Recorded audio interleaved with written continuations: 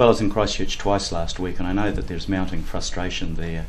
Families that know that they've lost a huge amount of equity, despite the fact that the Prime Minister promised that no one would be worse off. They're caught in a situation where they have to accept the government offer.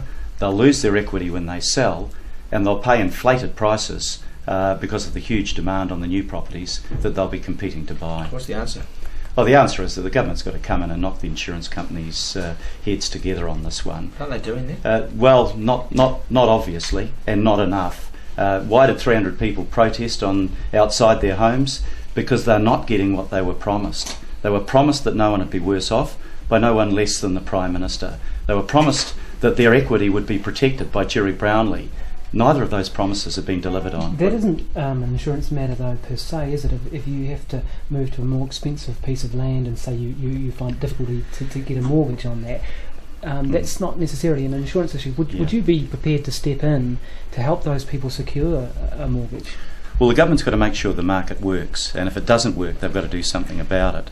And what we're going to have is a huge amount of demand on a limited resource, on the sections, on the building materials, and on skilled labour.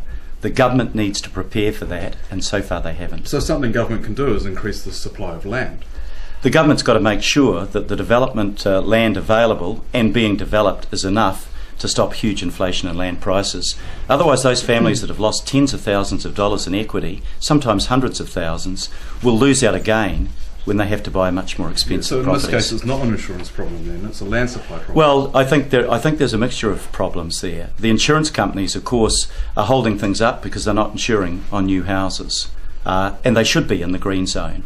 There's no reason why they can't be doing that, and the government should make sure it happens.